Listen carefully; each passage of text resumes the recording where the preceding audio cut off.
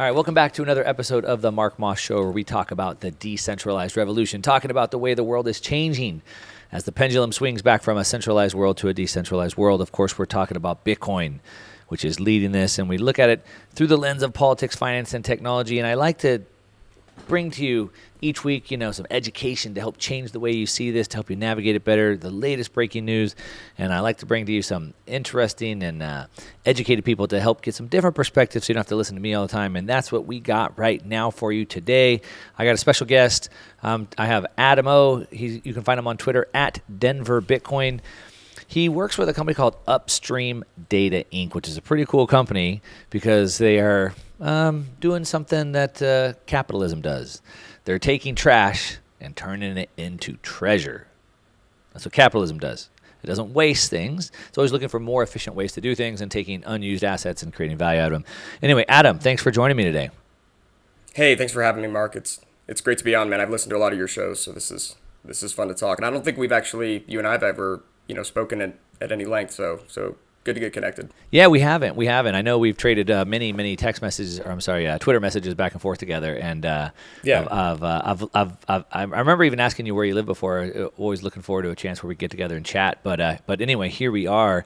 So, I said in the beginning, Upstream Data is helping people turn trash into treasure.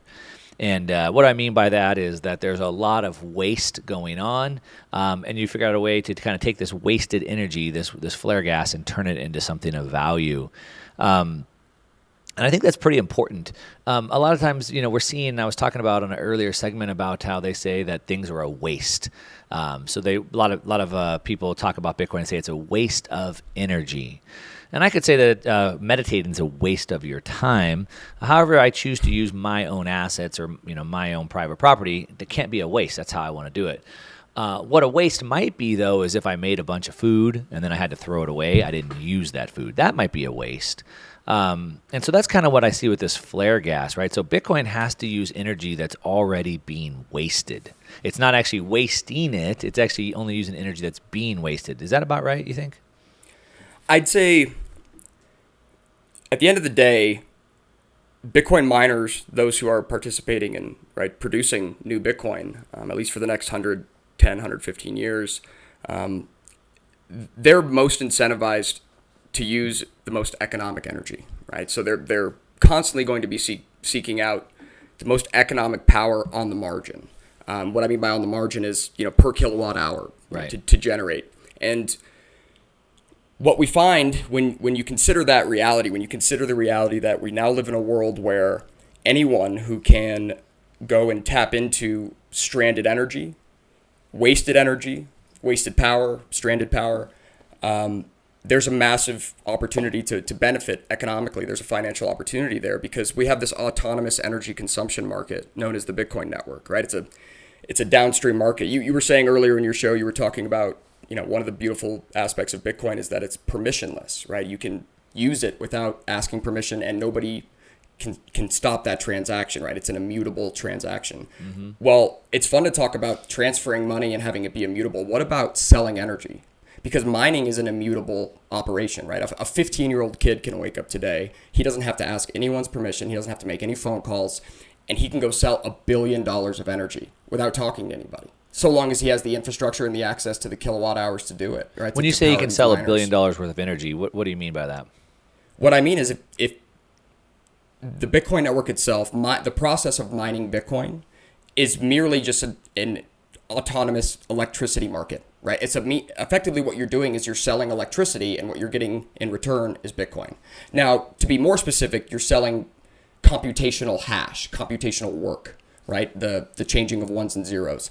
But you need electricity in order to generate computational work. You cannot, you can't generate computational work without input. And so ultimately what we have is, depending upon the efficiency of the chip, which at this point we're entering into the period of commoditization on the hardware, which, it won't get much different than it is now.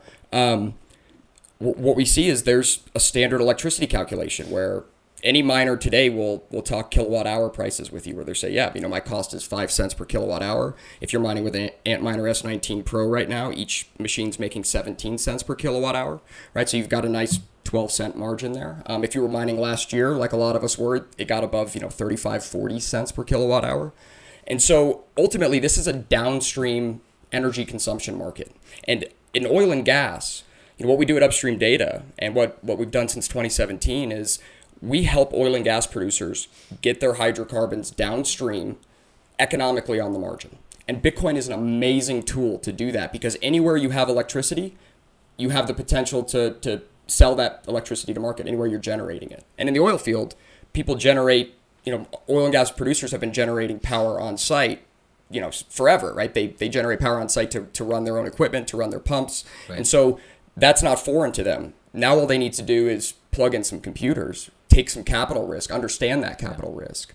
And all of a sudden they are now effectively selling gas downstream to market. So, it's really just that as much as it's immutable to transact, it's a truly free energy market. For the first time in the world, we have an energy market that is not puppeted by the United States or anything. Now I'm kind of getting where you're going with that, because in order to sell your energy to the market, it's not necessarily a free market. So there's all types of regulations and hoops that you'd have to jump into to even get that. So a lot of it's stranded where it's too far to even get it into a pipeline or whatever. And even if I could, then there's all types of regulations I have to go through to even sell it to the market. Whereas I could just drill it on my own land, hook up a couple rigs, a couple of Bitcoin mining rigs, and I could just sell that energy to market right there. I guess, is that kind of what you're saying? Yeah.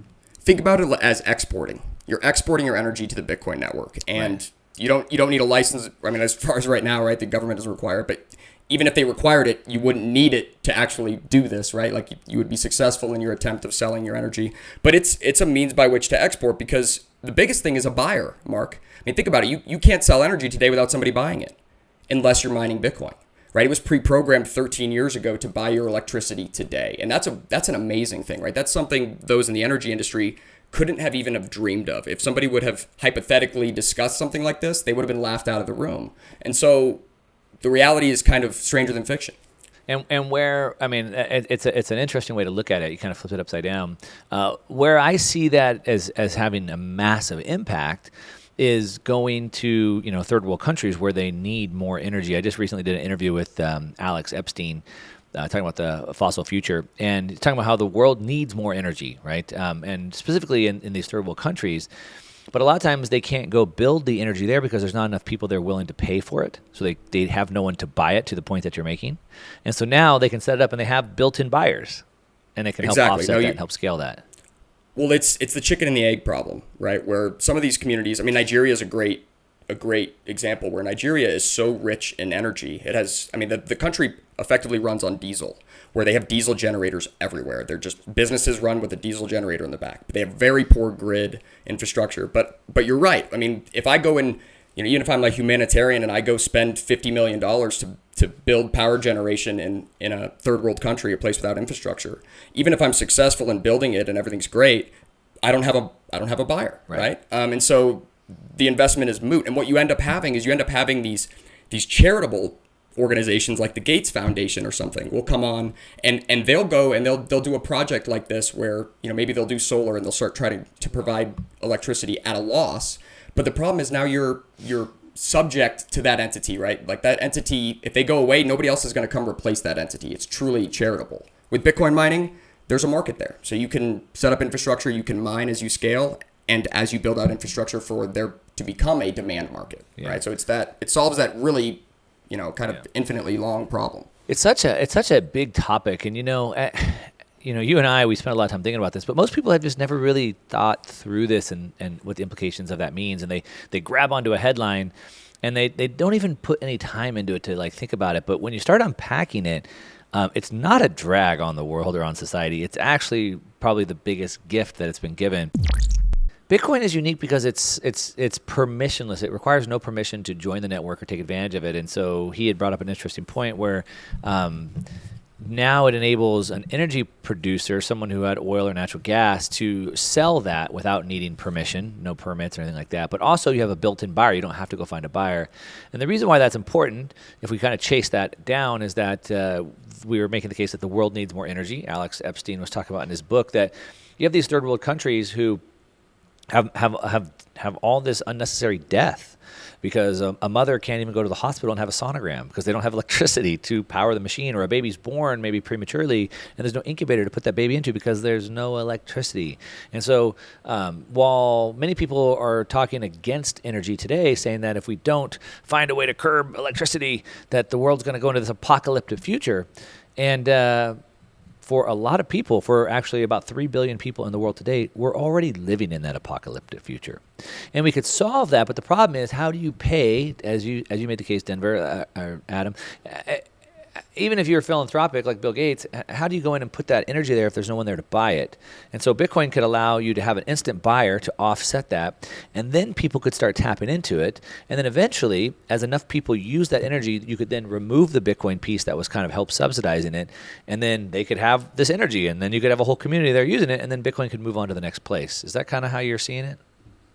Yeah, I mean, it's kind of the inverse of what we're seeing in Texas right now, right? In Texas, we see an overabundance of supply of energy, right? There's a lot of flaring going on. I think it's about 40% of the flaring in the United States is out of Texas.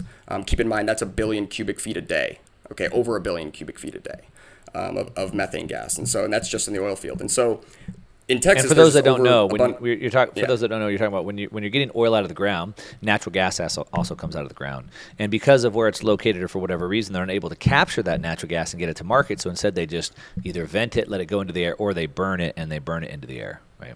Yeah, they flare it, they burn it, and it's typically, like you said, there's not very many oil wells in the world that don't have associated natural gas, at least enough that it's measurable and it's something that would be flared. So pretty much every oil well has some associated natural gas. And so because of that, like you said, the economics are such that you're not going to spend millions of dollars to build a pipeline that's going to make you $1 a day in gas sales, right? Just you're going to flare the gas. And so in Texas, we see a ton of that, and we see an overabundance of energy supply. And so Bitcoin miners are coming in, and they're trying to help provide what they call load curtailment, right? Where grid providers, these very big power generators, it's very costly, and the economies of scale are brutal when it comes to generating power, right?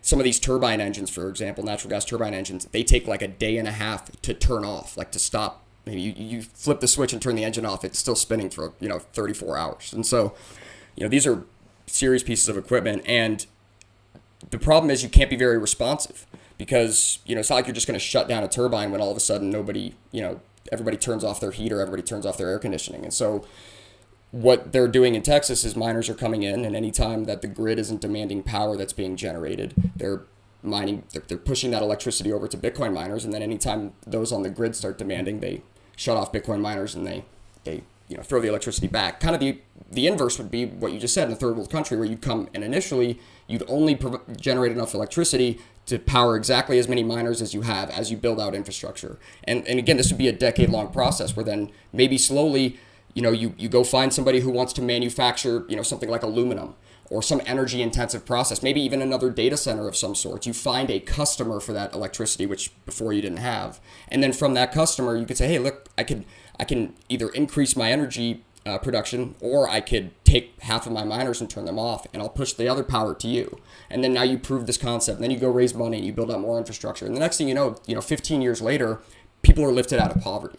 And I totally agree with Alex Epstein. Energy is the solution to human suffering, at least the majority of it.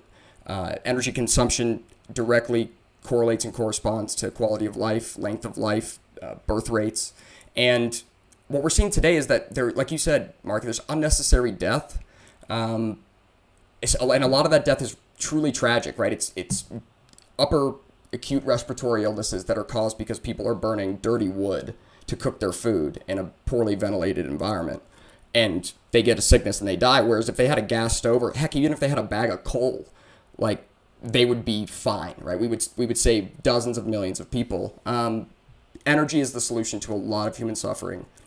Bitcoin being a autonomous demand market, right? An autonomous energy consumption market. And what I mean by autonomous is it takes care of itself. Like, there's no helpline, there's no managerial staff. Sometimes, like it happened when China banned Bitcoin mining, like all of a sudden the competition on the network can either go up an incredible percentage or get chopped in half. And, if that was any other market when that happened and the hash rate got cut more than in half, any other market, the market czars or the regulators or the politicians would have stepped in and controlled it, right? We've seen it with like if nickel if trading Amazon, and- like half of the Amazon Web Services data centers got shut down or something, right? Exactly. Right. Like they freeze the stock market. Like you couldn't trade. But if you were a Bitcoin miner, when that happened, all of a sudden, boom, you were earning double the amount of Bitcoin that you were a week ago. And it's an absolute, foot race to who can get that hash rate back up online until we meet that moment of equilibrium where to generate power now is mining Bitcoin is not economic enough, to go generate new power for it until the price goes up. And then all of a sudden, it demands more power. So to that point, what I would say is the numbers are really massive, where Bitcoin, it justifies a multi-million-dollar Bitcoin price if we want to see even up 30% of 40% of the global flare gas be used to mine Bitcoin. We're going to need to see a multi-million-dollar Bitcoin price. Otherwise, the economics won't make sense for that next person to come in and mine. That's how much energy is wasted every day. Yeah. Of course, who knows how much flare gas will have and for how long at the rate we're going with these policies that we have, trying to, no new investments going into the oil fields, and then and that's a different conversation. But I was thinking about also something you were saying, how about a year ago, I'm sure you probably remember Kevin O'Leary, Mr. Wonderful from the Shark Tank. He came into Bitcoin and he said, Bitcoin's great, but I'm here to fix it. Like every other rich person that comes in, like, it's great, but I'm here to fix it. And he started this whole conversation that threw the kind of the whole industry into a tailspin. And he said, I like Bitcoin, it's good, but I need to fix it because it's all, it's bad for the environment. And we're going to figure out a way where we can mine it and tag it as it's come from clean energy. That's what we're going to do. And then it seemed like Elon Musk got involved, and then Michael Saylor got involved, and this mining council, and the whole thing went into this tailspin. Well, this year at the Bitcoin conference, I got to work the news desk with Mr. Wonderful. I sat next to him for a while, and I got to have a conversation with him. And he went from last year, it's great, I need to fix it, we need to change mining. And he told me this year when I was sitting on the desk with him that he's completely changed his mind. I asked him why, and he said, Really? He said, Bitcoin's going to save the environment.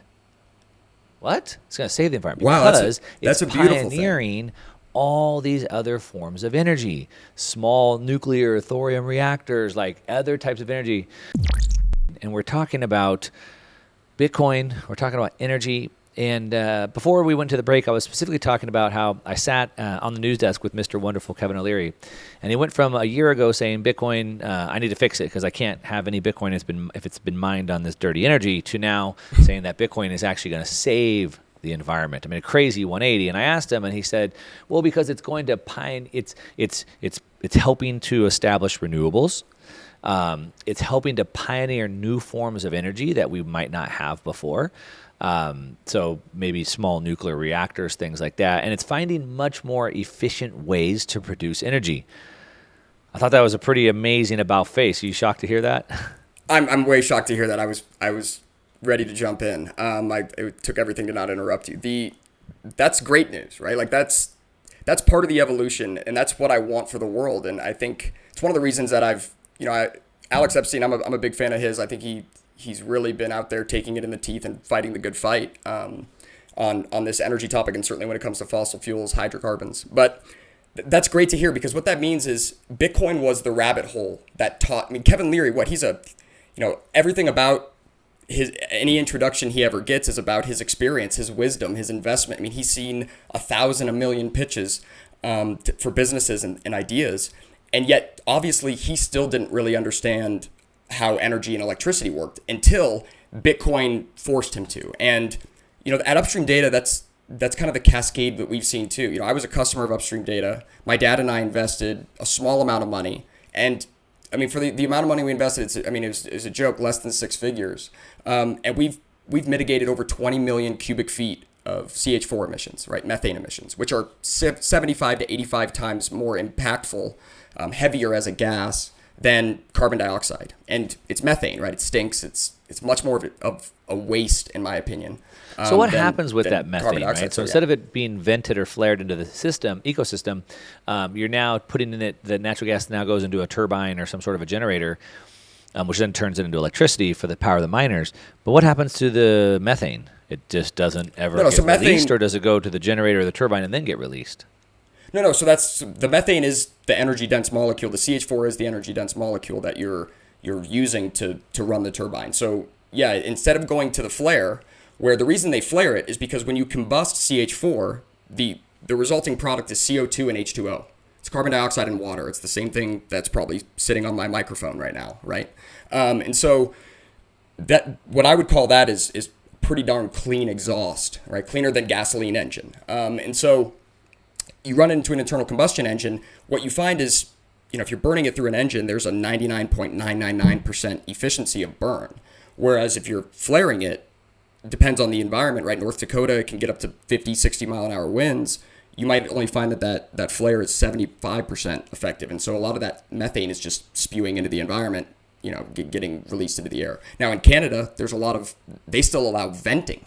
So there's a lot of oil and gas producers that are truly, they're not even burning it. They're just letting it spew into the air, and they're allowed 50,000 cubic feet per day. And so coming in and internally combusting that, there's no doubt. I mean, any scientist, any geologist would tell you that this is, any chemist would tell you this is better for air quality. Not to mention the economic waste of natural gas, CH4. It's a very clean fuel, and it's incredibly energy dense.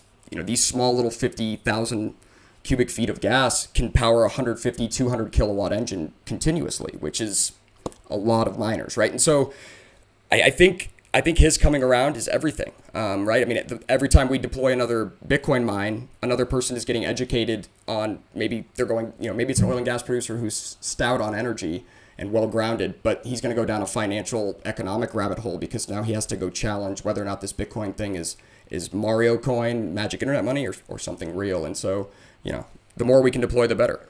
Something else I've been looking at was interesting is like this contrast, or really it's just competition playing out in real time, which is what we should have. And so the United States being a republic, we should have 50 independent states that then can compete against each other, and we can try different ideas. And so we're seeing like New York just putting a ban on Bitcoin mining.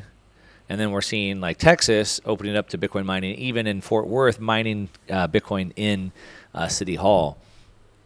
I love to see that competition aspect.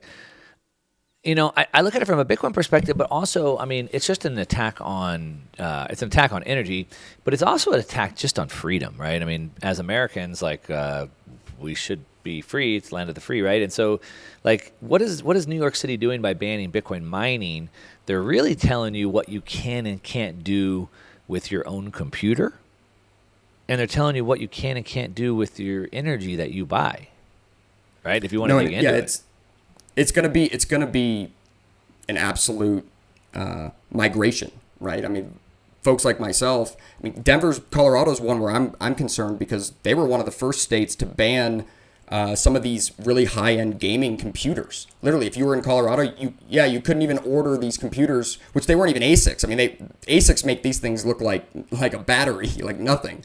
And so I imagine that I'm not, we could be close to following suit over here or having some, similar legislation. So I think it's a terrible thing. I think it's a terrible thing for individual freedom. And what you'll find is in my opinion, the power markets in those locations, New York City, it's going to become a nightmare. Because here's the thing.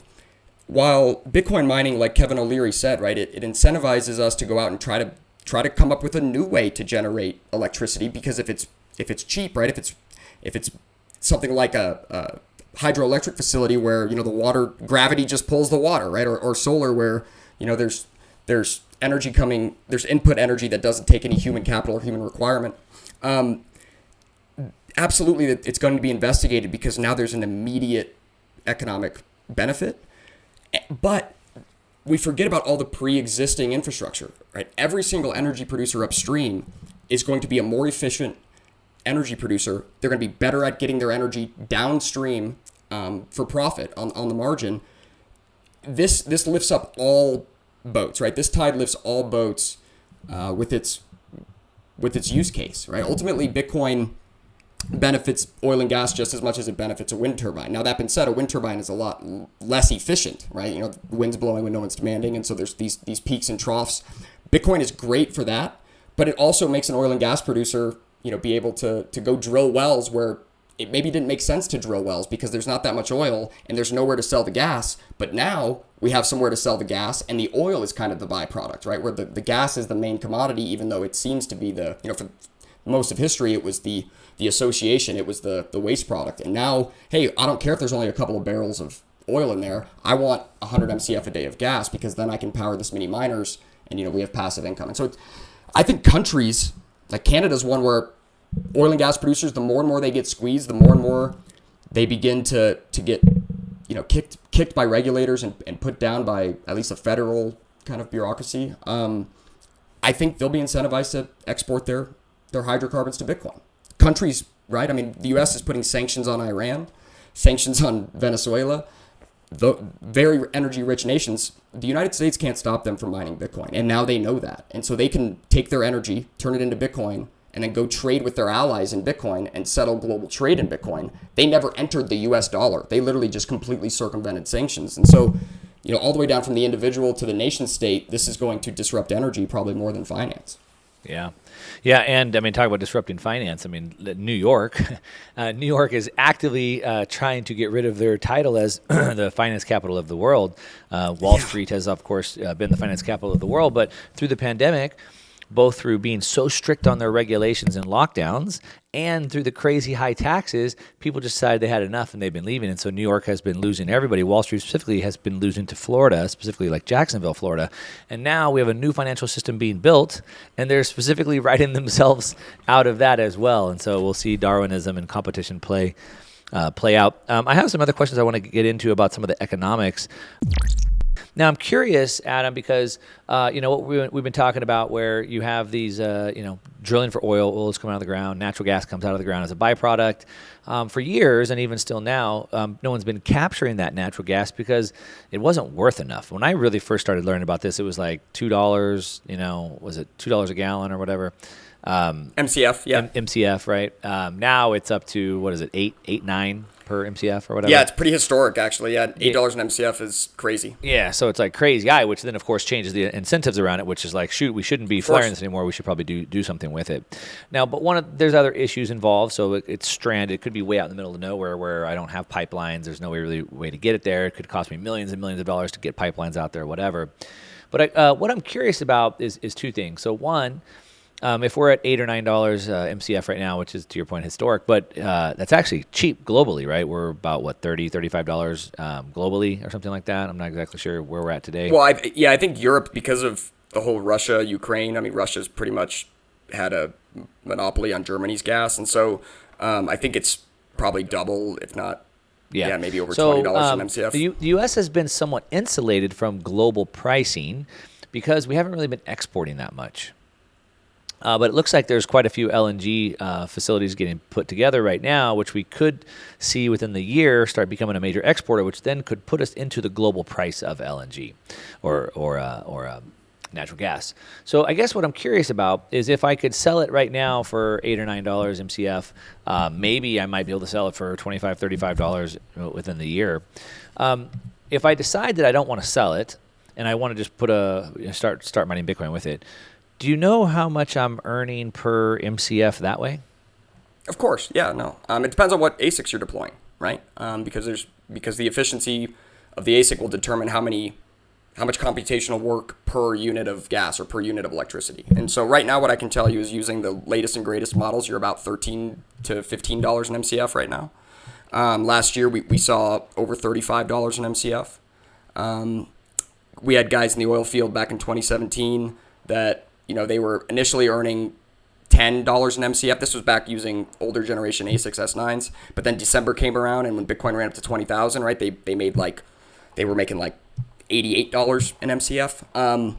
And so at the end of the day, last year there was a big run from the oil field, right? Oil and gas woke up to Bitcoin mining in a massive way, right? Tons of new container or Bitcoin mining kind of companies.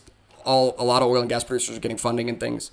And what I think we found was that certainly some overcapitalized because they were, like I said, they were making $25, $35 an MCF, and gas was a lot lower, right? Gas was like $2.50 or $3 an MCF. And so when you're 10xing on the margin, wow, like that's huge. And so the upfront capital was definitely reasonable, certainly comparable, if not better than a pipeline. So the investment came in big. Now what we're seeing, like you said, a tightening where maybe that arbitrage is only $5 an MCF, right? Which is still significant, certainly when you're talking about millions of cubic feet of gas. But it's all about, I guess, that relative investment pragmatism or practicality, right? I think what we're finding today is certainly there are a lot more oil and gas producers that are willing to invest in a pipeline right now because, holy cow, gas is on one heck of a bull run. Energy is, and it doesn't look like it's slowing up anytime soon. But in the meantime, some of them are even looking at mining until that pipeline gets complete, right? So they're like, hey, we can do this on the interim, and then once this pipeline is here complete, we'll move this Bitcoin mine to this well, and we'll do the same thing. And so, I think that's one big. I think that's one big reoccurring theme is the portability of the demand.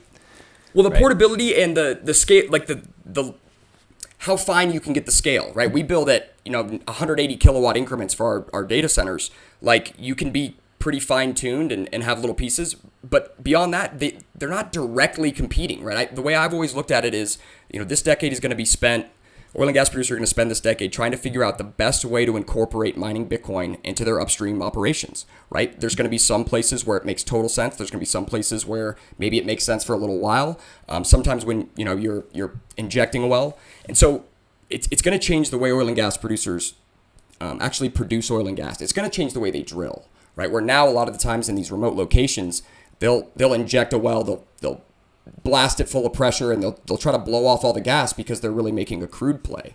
And the overall production of the well ends up being diminished because of this, kind of this high time preference. Let's get to the oil. We're looking to ROI our investment, right? Time is money. And so now they'll look at it and say, hey, let's slowly inject this well. Let's bleed off the gas. We'll bring every single cubic foot to market profitably, and then we'll make an attack on the oil, and the lifespan of the well will be increased. The overall production will be greatly increased. Right? We'll find oil and gas producers becoming better stewards of the environment, better producers, merely just because of the incentives that Bitcoin lays out for them, just by giving them a portable downstream market with no counterparty risk, right? No buyer.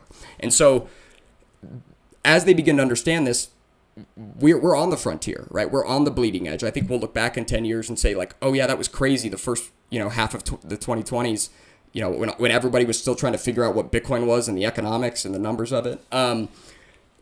Absolutely, we'll see that, because right now it's kind of too hard to tell. Everyone's still trying to figure out what is this thing and what capacity, at what scale, at what frequency do we incorporate this into our company. There is nobody really arguing anymore that it doesn't have a place. That's the good news. It's getting. Oh, sorry, I've got a grandfather clock here. There's no denying that it has a place. It's just a matter of at what scale, and is this going to be long lasting? I think some guys are still waiting for Bitcoin to fail. They're waiting for this to be like a boom and bust kind of a situation. But which brings me to a question that I had, because it seems like for the last 2 years, we've kind of had this almost perfect storm for Bitcoin miners, where from March 2020, we saw Bitcoin, in the high, $3,800, $4,000 range, and then run all the way up to 70,000. And as it's running from 3,000 or 4,000 to 70,000, which is an amazing run, at the same time, had half of the mining get taken off the network. So you kind of had this like extraordinary event where like all of a sudden you had this massive difficulty drop. So all the miners were getting more rewards because less people were mining, and the price of Bitcoin was going up crazy at the same time. So it was like the last 2 years kind of this perfect storm. But now I'm looking at it and I see all these publicly traded companies that have raised hundreds of billions of dollars to build giant Bitcoin data centers. And so we potentially going to see massive amounts of hash power come on the network, which means lower rewards for everybody. What do you think happens in the near future with Bitcoin mining in regards to that? I'm not as bullish on competition growing relative to where we're at, because we're at such a massive size now. For anybody that understands the reference, we're at 220 exahash, or 220 million terahash, which, using the latest and greatest, most efficient machines, you still need 25, 30 megawatts for 1 million terahash, or for 1 exahash, right? So if you need 30 megawatts for 1 exahash, and if you want to double the network, right? Well, to go from 200 to 400, we're seriously talking about 6 gigawatts of power, right? That needs to come online, and continuous power that needs to come online without anything else getting shut off. So we're at such a scale now that in my opinion, if Bitcoin's price does what it has done historically, there will be a lot of froth in the mining rewards market for a long time. Because if say for example, if we went to $100,000 in the next 90 days, if we had a crazy run up to 100,000, I would bet all the Bitcoin I own that there is no way the hash rate could triple even in 5 years. Right. 4 years maybe. Like it's you're a looking power at game. both of those. You're trying to gauge where's the hash rate going to go, but also where's the price going to go. You're listening to the Mark Moss Show. I'm in the studio with Adam O from @DenverBitcoin on Twitter. We've been talking about what happens with the energy market, specifically how does Bitcoin fix it, not waste it, but fix it. Hopefully you enjoyed that conversation. Give @DenverBitcoin a follow on Twitter. I'm #1 Mark Moss. That's what I got for you today. All right. Thanks so much for listening. Since you've stayed to the end, I know you like this video, which means you're probably going to really like this video right here and this video right here.